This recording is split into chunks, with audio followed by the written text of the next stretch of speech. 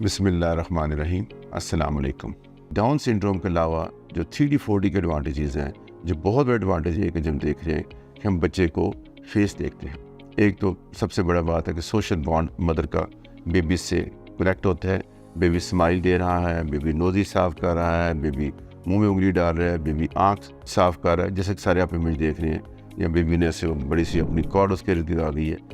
ये तो है कॉस्मेटिक पर्पज़ है, ये तो है बॉन्ड के पर्पज़ में भी हंस रहा है, स्माइल दे। लेकिन इसका जो असल एडवांटेज है ये है कि क्या बेबी के लिप्स खुदा न कटे तो नहीं हुए लेफ़्ट साइड से, राइट साइड से, या नोज़ उसकी ठीक है, नोज़ से छोटी नहीं है, नोज़ ख़त्म तो नहीं होगी। क्योंकि डाउन सिंड्रोम के अंदर 13 हफ्ते में ये भी एक साइन देखा जाता है कि नेज़ल ब्रिज की जो बोन होती है वो अगर 3 मिलीमीटर से छोटी है, तो ये भी एक सस्पिशन होता है हमें व्हेन वी स्टार्ट वरिंग कि यस इस बच्चे को डाउन सिंड्रोम है।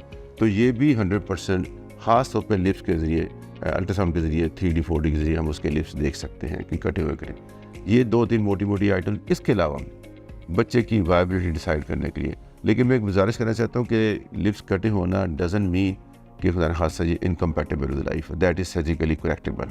लेकिन देखना, प्री हैंड पता होना, उससे माँ के पेट में पानी बढ़ जाता है, वो एडवांस आपको पता चलना शुरू होता है। इसी के अलावा बाकी जो बच्चे के पाँव टेढ़े हैं, हाथ मुड़े हुए हैं, हाथ बंद हुए हैं, तो ये 100% 3D 4D पर डायग्नोज किया जा सकता है। इसी तरीके से अगर खुदा न खास्ता गर्दन के ऊपर बड़ा सा माँ के पेट में बच्चे के अंदर, ख़ास तौर पर वो खातून जो हाइपोथायराइड की है और वो लड़की थायरॉक्सिन खा रही है, तो उसको रिस्क फैक्टर है कि उसके बच्चे के थायराइड ग्लैंड बड़ा हो जाएगा, या वहाँ पे कोई सिस्टिक टेराटोमा बन जाता है, तो भी 100% डायग्नोज होता है। उसका पर्पज़ ये है कि अगर मैं डायग्नोज करके दे रहा हूँ तो बच्चे की गर्दन ऐसे होगी, अगर बच्चे गर्दन ऐसे होगी तो बच्चा नामुमकिन पैदा नहीं होगा। सो मेरा टेक होम मैसेज ये है उन ख़वातीन से कि जिनकी फैमिली में रिस्क हो, उनको चाहिए कि एक 3D 4D ultrasound 11 to 13 weeks ज़रूर करा लिया जाए। और अगर वो लाइन उसकी मोटी नज़र आती है, थिक नज़र आती है, वो 3 मिलीमीटर, तो उसको फर्दर इन्वेस्टिगेट किया जाए। ये तो मैंने सारी बातें आपसे की हैं उसके मतलब माँ के पेट के अंदर बच्चे के मतलब।